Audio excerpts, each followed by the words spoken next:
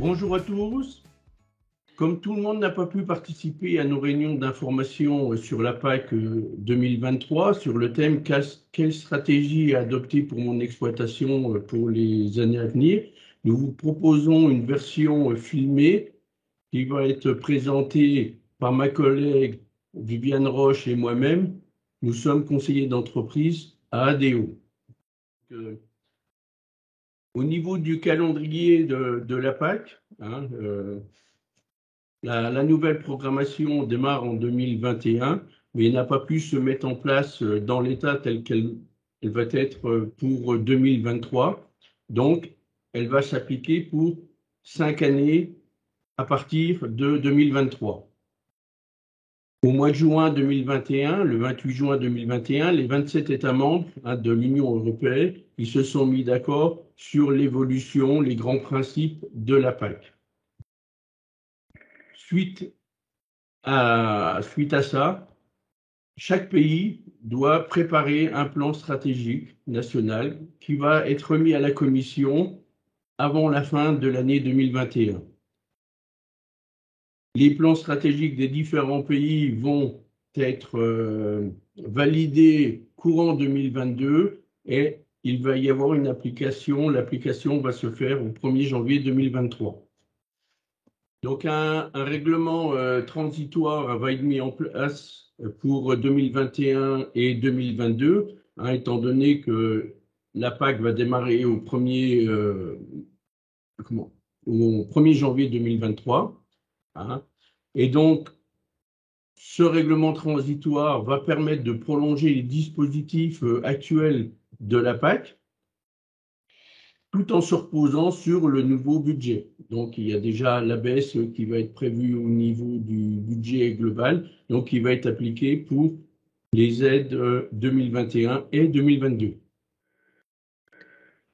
Donc au niveau du cadre commun de la PAC au niveau européen, donc on voit qu'on a la convergence des aides qui se continue au niveau européen. Donc tous les pays européens doivent converger vers une aide à l'hectare de 239 € par hectare. Donc ce qui fait que pour la France, qu'on est au milieu on aurait une perte de budget de 2% sur la 2021-2027. Donc, les évolutions du premier pilier. Donc, avant, nous avions des droits à paiement de base qui vont devenir des aides aux revenus, donc des ABR. Le paiement redistributif va être maintenu dans les mêmes conditions. Le paiement vert disparaît.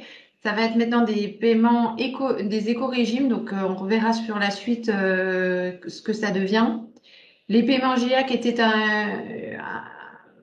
une aide obligatoire devient facultative, mais la France continue à faire cette aide. Et il y aura les aides couplées, donc au choix des États membres. Donc à revoir, on reverra par la suite les choix français. Donc ce qui change beaucoup, c'est le paiement vert, donc qui n'existe plus. Donc c'était maintenant les engagements du paiement vert sont repris dans ce qu'on appelle une super conditionnalité. Qui vont être obligatoires à respecter si on veut pouvoir toucher les aides de base aux revenus, donc les ABR, contrairement au paiement vert où si on ne respectait pas ce paiement vert, on ne touchait pas le complément, mais on touchait bien les DPB. Là, maintenant, ce sera une obligation pour toucher les aides de base aux revenus. Les MAEC seront toujours là et en plus, on aura les éco-régimes si on respecte certaines conditions.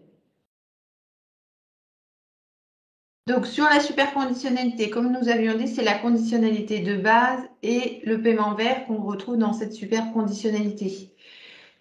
Donc, nous allons voir l'ensemble de ces points, sachant qu'on reviendra plus précisément sur celles qui bougent beaucoup. Donc, ce qui ne change très peu, le labourage des prairies sensibles Natura 2000. Donc, ça, c'était déjà une obligation. Elle est renforcée aussi sur les agriculteurs biologiques. La rotation des cultures, on le reverra, il y a toujours. Les bandes tampons le long des cours d'eau, donc ça, c'était déjà des choses qui existaient et qui sont maintenues. L'interdiction de sol nu durant les périodes sensibles, pareil, c'était déjà existant. Le travail du sol réduisant les risques d'érosion, pareil, ce sont des critères qui existaient déjà. L'interdiction de brûler les chaumes, sauf en cas de maladie, le même principe. Une nouvelle aide, c'est la BCE2, protection des zones humides et tourbières. Et donc, sur les autres qu'on a, on a la BCE1, donc maintien des ratios prairies permanentes sur la SAU. Donc, jusqu'à maintenant, c'était la référence 2012 qui existait. Pour la nouvelle réforme, l'année de référence sera 2018, avec le seuil donc qui est toujours le même. Si on dépasse de plus de 5%, la baisse des prairies permanentes sur ce ratio-là, il y aura une obligation de remettre en herbe. Et il y avait un seuil à 2,5% auquel on devait demander l'autorisation à la DDT pour pouvoir retourner. Donc ce seuil va être abaissé à 2%. Et cette BCE est aussi obligatoire pour les agriculteurs, les agriculteurs qui sont en agriculture biologique. Ils n'étaient pas concernés par l'ancienne réforme.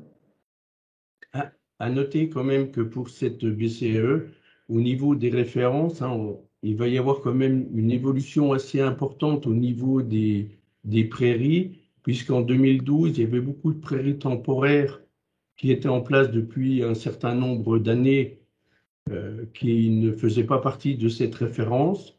Et à partir de maintenant, au bout de 5 années en prairies temporaires, ces prairies deviennent des prairies naturelles. Donc, elles vont venir augmenter la référence pour 2018.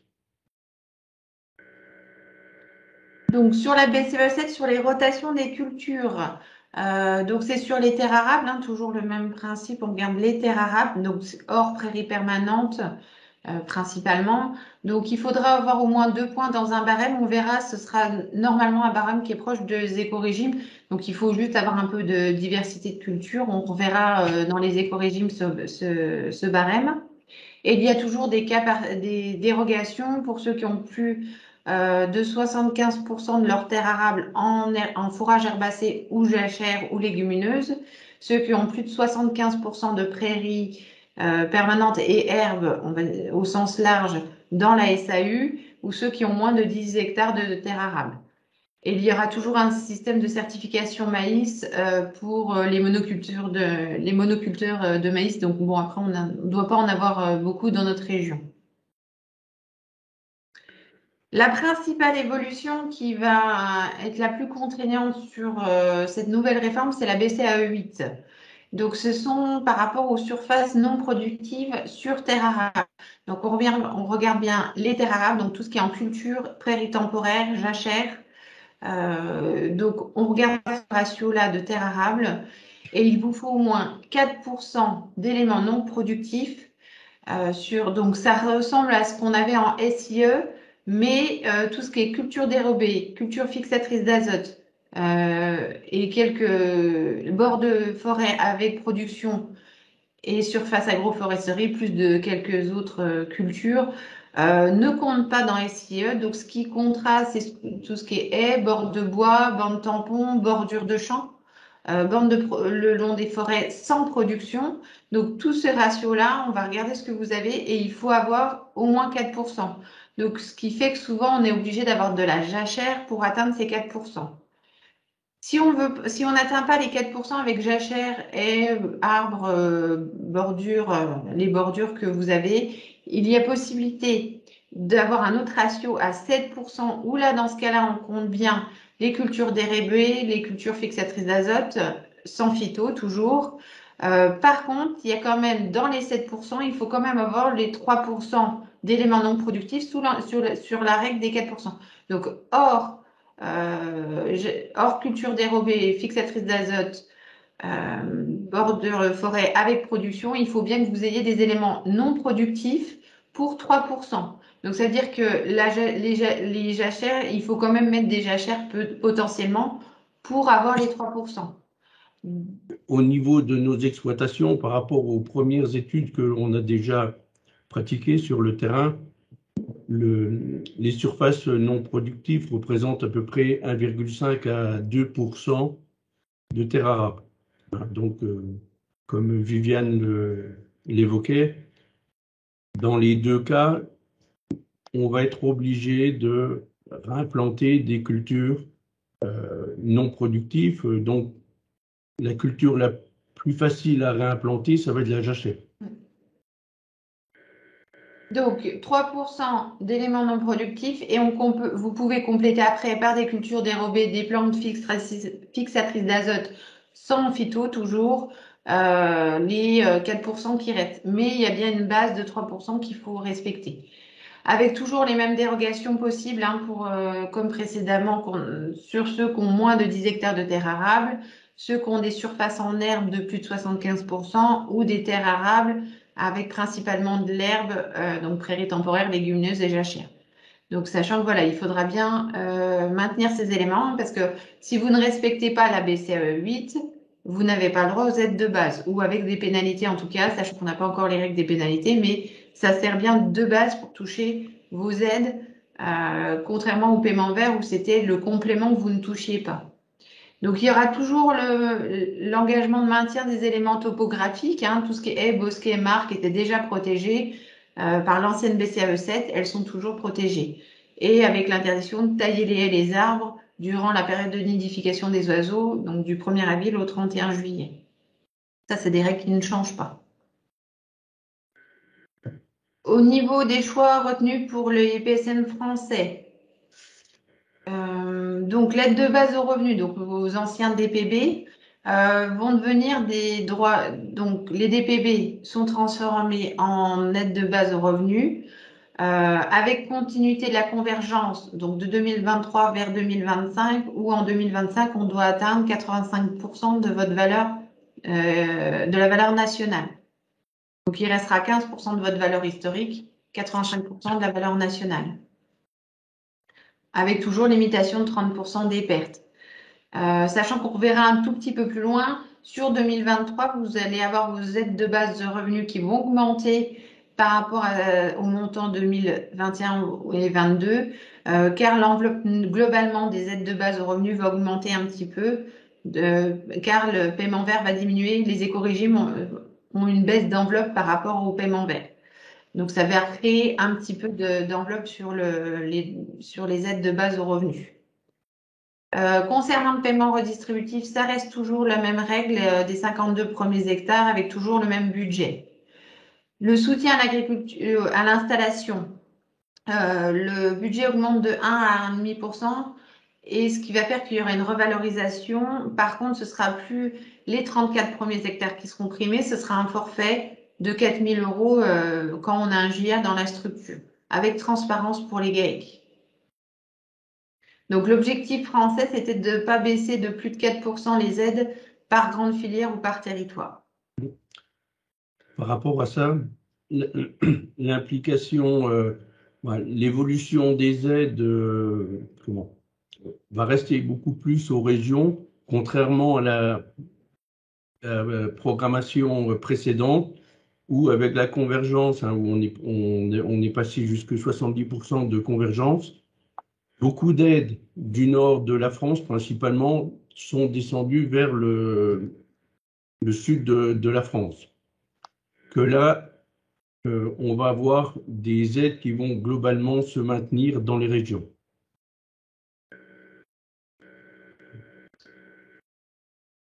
Au niveau de l'ICHN, donc le niveau devrait rester au niveau actuel car l'Europe baisse un petit peu son enveloppe, mais la France va compléter. Donc il y aura toujours le même montant et en plus on n'aura plus d'agriculteurs qui seront en sortie d'ICHN. Donc l'ICHN devrait rester au même niveau. Au niveau de l'agriculture, de la bio, donc au niveau de la conversion à l'agriculture biologique, l'enveloppe globale va augmenter. Donc le but est de continuer d'augmenter les surfaces en agriculture biologique au niveau français. Ils ont un objectif de 18% d'ici 2027. Donc toujours, voilà, ils veulent développer le bio. Sachant que l'aide au maintien à l'agriculture biologique n'existe plus et n'existera pas sur la nouvelle PAC. Au niveau du fonds alloué aux assurances récoltes, ils vont augmenter le budget et leur choix serait, le but serait de limiter les franchises à 20% Elle était à 30% actuellement. Donc, le but serait de baisser la franchise et d'augmenter la subvention à 70% de la prime, contre 65% actuellement. Mais il y a une grosse refonte au niveau de l'assurance récolte qui est en cours. Donc, à revoir comment ce sera appliqué, sachant qu'actuellement, sur l'aide, le montant actuel des aides, on a un manque pour pouvoir payer toutes les assurances récoltes, mais avec la refonte globale, à voir comment ce sera géré. Voilà. Il y a un gros travail sur les assurances récoltes qui est en cours. Un petit complément sur le bio, au niveau de l'évolution des surfaces. L'objectif 18%, actuellement, les surfaces en bio sont de 8,5%. Donc, ça veut dire qu'il prévoit un doublement pour 2027 des surfaces en bio.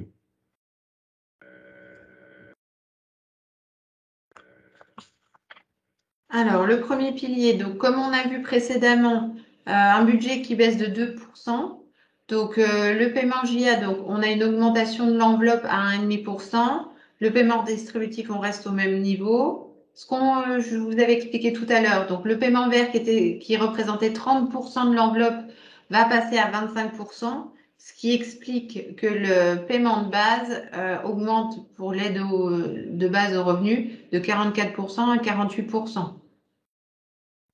Ce qui va impliquer une augmentation en 2023 des aides d'environ 10-12% de plus en 2023. Et ensuite, la convergence va s'appliquer en 2023 et 2025 pour arriver à 85%.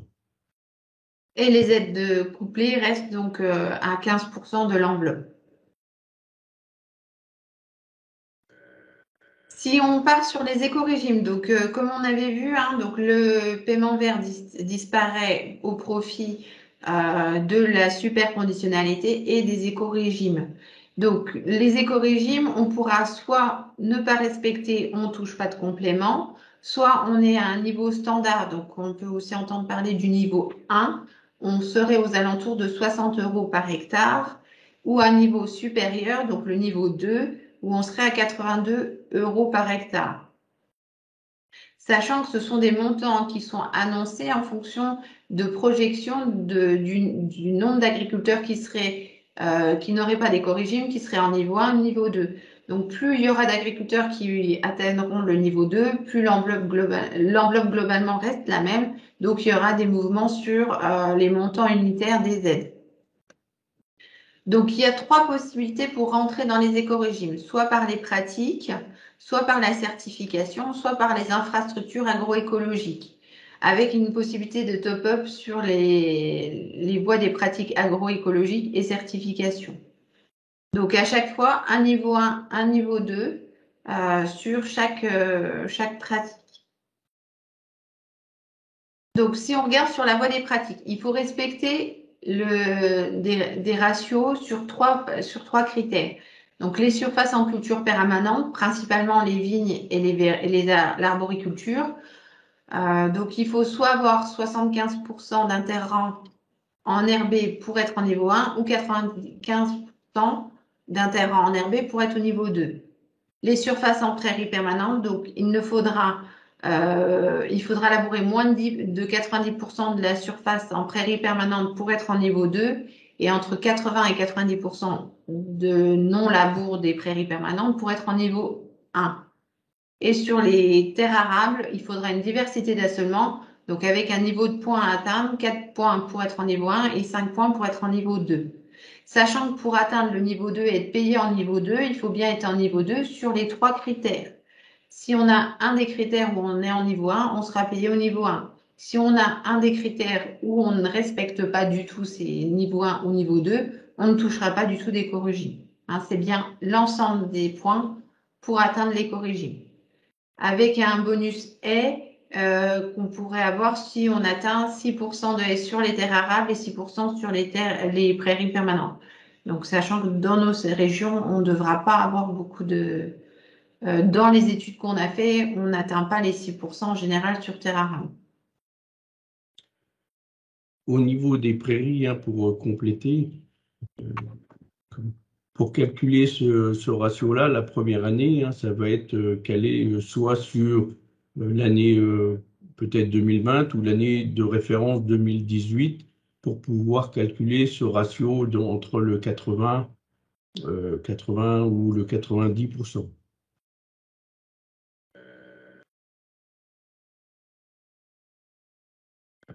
Au niveau des points pour la diversité des assolements, donc on regarde en fonction de la surface, la proportion que représentent les différentes cultures sur les terres arables. Donc toujours un terre arable, culture plus prairie temporaire et jachère.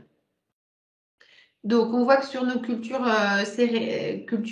classiques, donc on différencie les céréales d'hiver, céréales de printemps, plantes sarclées, oléagineux d'hiver ou oléagineux de printemps. Donc, en regardant les ratios qu'on a, on peut avoir jusqu'à 4 points sur ces cultures.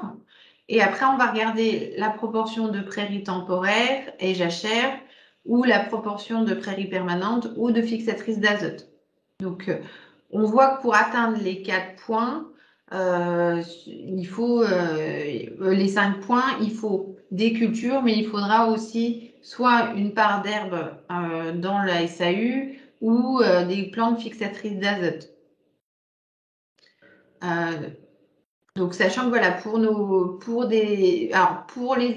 en faisant les simulations qu'on a déjà vues, pour les éleveurs en général, on n'a pas trop de soucis à avoir les 5 points parce que les éleveurs ont de l'herbe dans leur assolement. Et en général, soit par les prairies temporaires, soit par les prairies permanentes, on atteint les ratios.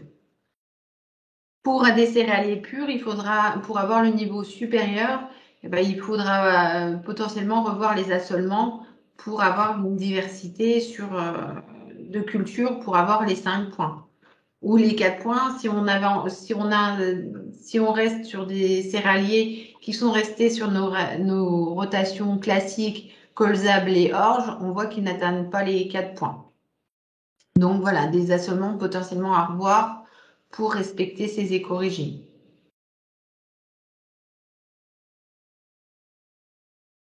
Au niveau des écorégimes voie de certification, donc pour atteindre le niveau 2, il faut être agriculteur biologique. Alors par contre, sur l'ensemble de l'exploitation, les conversions partielles ne sont pas possibles ou être HVE, haute valeur environnementale. Mais bien le HVE certification, ce qu'on appelle le niveau 3. Au niveau 1 des écorégimes, on pourra avoir une certification environnementale CE2+, qui n'existe pas actuellement. C'est sur la certification HVE, hein, donc le niveau 2 qu'on a actuellement, où c'était une obligation de moyens. Il y aurait en plus des obligations de résultats dans le CE2+, pour avoir un minimum, pour atteindre au minimum ce niveau 1.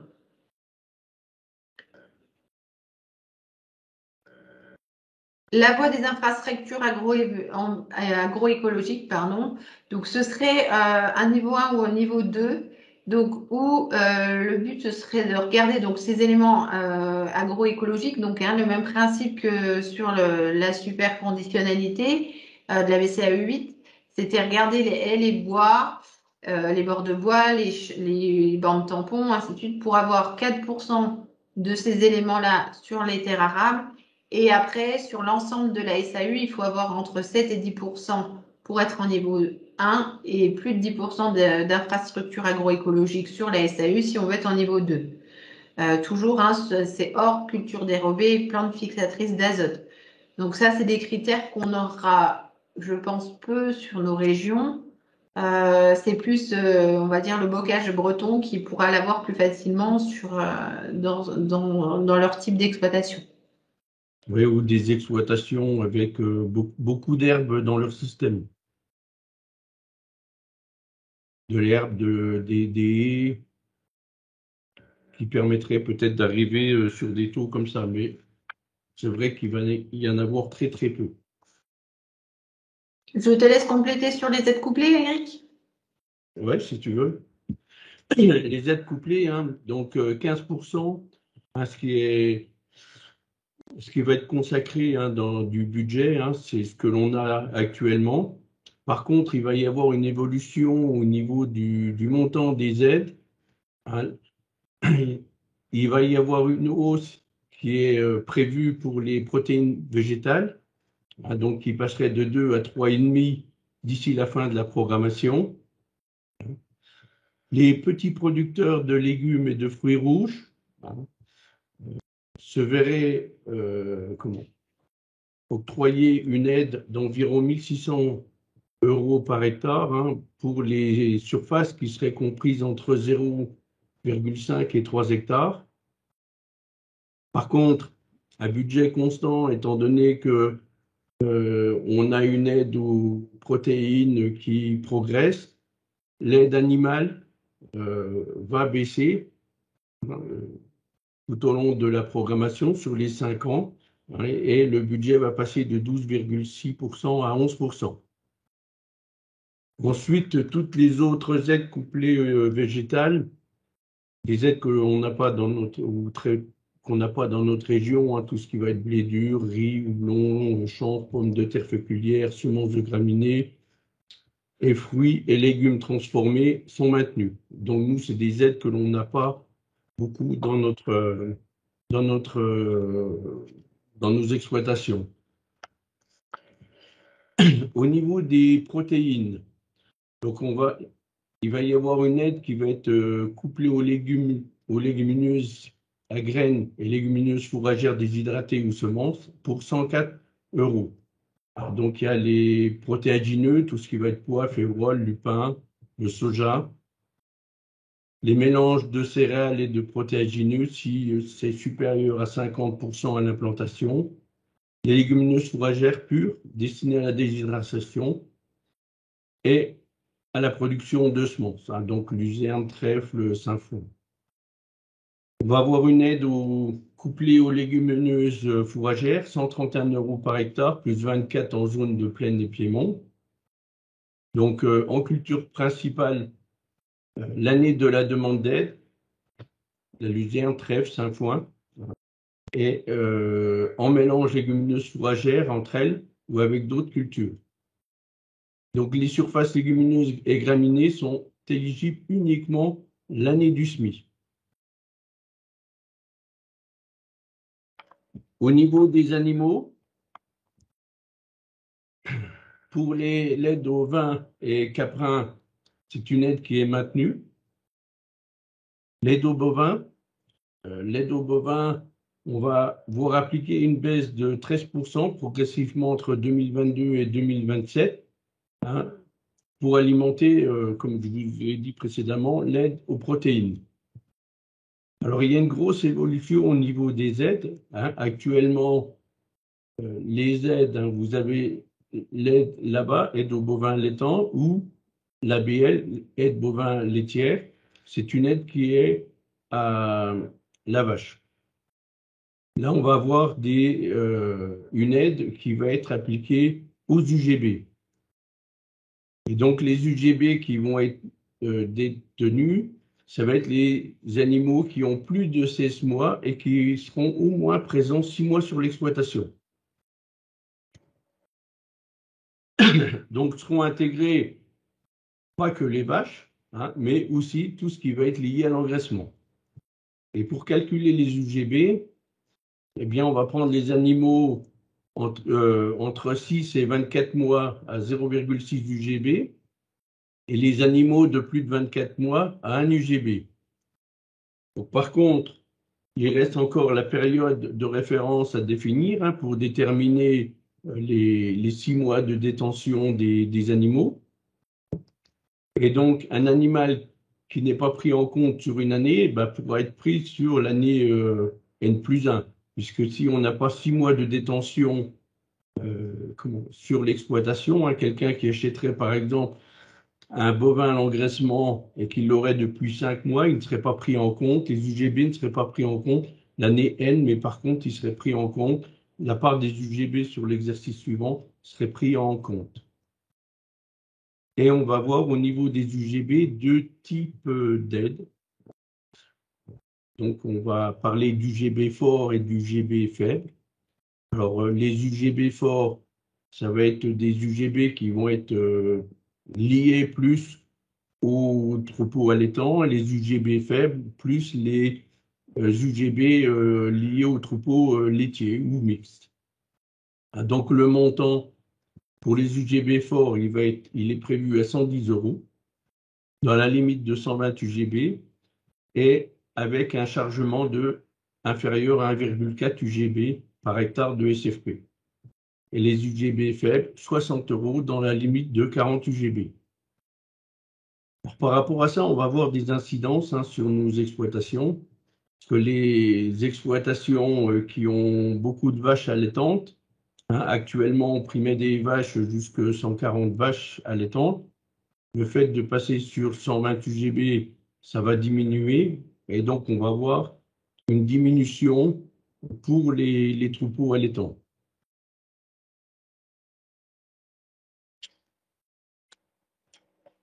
Voilà. Donc, au niveau du deuxième pilier, les aides du deuxième pilier, il y a deux autorités de gestion où il va y avoir des évolutions. Au niveau de l'État, on va voir les ICHN, Natura 2000, qui vont être gérés par l'État. Toutes les MAEC, qui actuellement étaient gérées par les régions, comme la conversion bio, qui était gérée par les régions, vont être gérées par l'État. Donc des incidences, pas pour nous, nos départements, mais pour certains départements où la conversion, le maintien au bio était encore payé dans certains départements et que maintenant, on n'aura que la conversion. L'assurance récolte aussi et le fonds de mutualisation sera géré par l'État. Donc les régions, on va retrouver quelques aides qui vont être gérées par la région, tout ce qui est aide aux investissements, une dotation JA, des MAEC forfaitaires, des aides aux échanges de connaissances et tout ce qui est programme LEADER.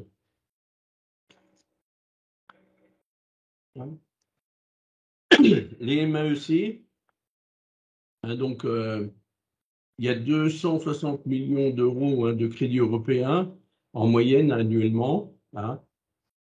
Donc on va voir la coexistence entre les MAE surfaciques, qui vont être les MAE système et les MAE localisés, qui vont être gérés par l'État. Et on va voir des MAE forfaitaires qui vont être gérés par les régions.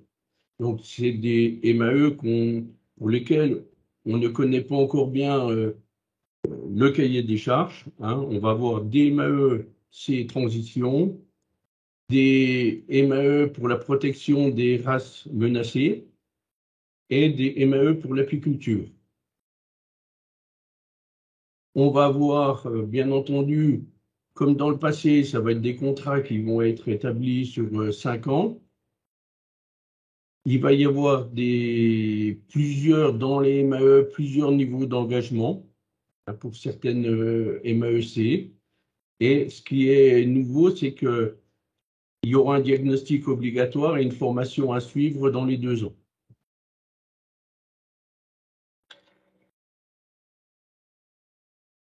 Voilà. La stabilité des aides, on en a un tout petit peu parlé tout à l'heure. On voit l'évolution des paiements des aides directes et de l'ICHN par département. Si on prend la carte de France qui est au centre, on voit que à l'ancienne programmation, il y a beaucoup d'aides qui étaient plus sur le nord de la France, qui sont descendues vers le sud de la France. Et entre 2022 et 2027, on va avoir à peu près une stabilité des aides dans les régions. Nous, pour notre département, on va même peut-être voir une petite confortation au niveau des aides. La suite.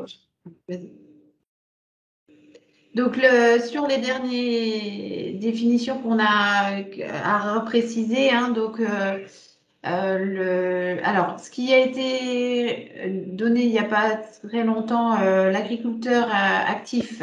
Donc, comme on avait vu, ça fait plusieurs années qu'ils veulent ne donner des aides qu'aux vrais agriculteurs, donc les agriculteurs actifs. Donc, pour limiter ça, il y aura des conditions sur l'âge. Notamment, les plus de 67 ans ne seraient plus éligibles. Et pour être sûr que ce soit des agriculteurs qui travaillent réellement sur les exploitations, il faudra qu'ils soient assurés au niveau de la TEXA, donc accident du travail. Donc c'est vraiment dans le but voilà, de primer des exploitations où il y a vraiment des actifs agricoles. Donc c'est encore quelques points à vérifier, mais voilà, ils partent vraiment sur le principe de primer voilà, les exploitations qui ont des agriculteurs voilà, qui travaillent sur leur exploitation. Au niveau des définitions qui nous restent à préciser, donc sur les écorégimes et sur la diversité des cultures au niveau de la superconditionnalité, donc les listes des cultures sont à redéfinir bien. Voilà, les catégories c'est des choses à compléter. Le nom labour des prairies permanentes, quelle sera l'année de référence sur les écorégimes? On n'a pas encore l'information, donc ça c'est des choses pareilles qui sont à préciser. Les aides couplées notamment les bovins, la période de référence, comme on a vu, est-ce que ce sera une année jusqu'au 15 mai ou pas, ou comme actuellement, c'était les 6 mois après la période de détention, sur la période de détention, donc c'était 6 mois après la déclaration. Donc ça, c'est des choses qui ne sont pas encore définies. Les MAE forfaitaires qui seront gérés par les régions, donc les cahiers des charges ne sont pas encore connus. On parle de bilan carbone, de choses comme ça, mais on n'a pas encore les règles. Et bien sûr, l'assurance récolte, un gros chantier qui est en cours au niveau de l'État. Donc, à revoir les aides, comment elles seront payées et qu'est-ce qui sera payé par la PAC, qu'est-ce qui sera payé par d'autres systèmes. Donc, dans les suites à donner, donc, comme on a vu, hein, donc, une réforme qui peut avoir des implications importantes au niveau de votre système, notamment sur vos assomments. Donc, avec une application 1er janvier 2023. Donc, ça veut dire que c'est là, cette année, quand vous serez en train de commencer à réfléchir sur votre assommement 2023, qu'il faut que vous vous posiez la question de est-ce que je dois le réimplanter déjà cher?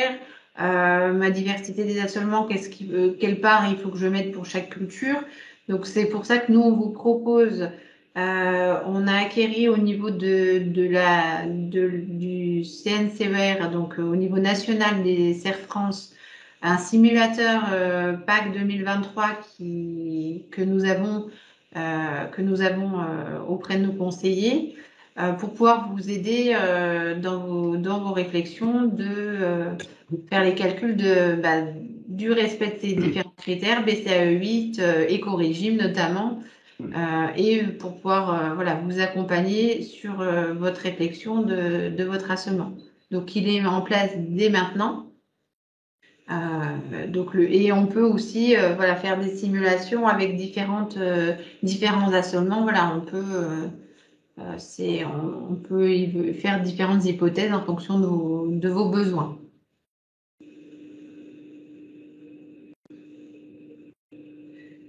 Donc voilà, donc le but c'est vous avez là un an pour pouvoir anticiper la réforme, donc réfléchir à votre assommement dès 2022, se poser la question peut-être d'une certification HVE, passage en agriculture biologique, qui jouerait sur les écorégimes, repositionner votre stratégie et puis donc notamment avec les jachères, des surfaces à mettre en jachère donc non productives, donc ça peut aller jusqu'à calculer vos impacts sur vos structures agricoles en complément de la simulation.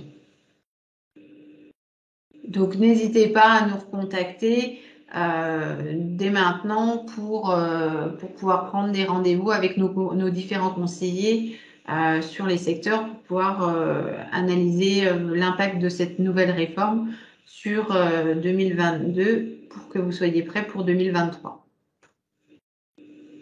Les rendez-vous peuvent être pris dans le cadre de vos abonnements conseils que vous avez avec ADO ou dans le cadre d'un point annuel afin de bien anticiper l'évolution de vos aides pour 2023 et les années suivantes, ainsi que la stratégie à mettre en place et y réfléchir dès maintenant.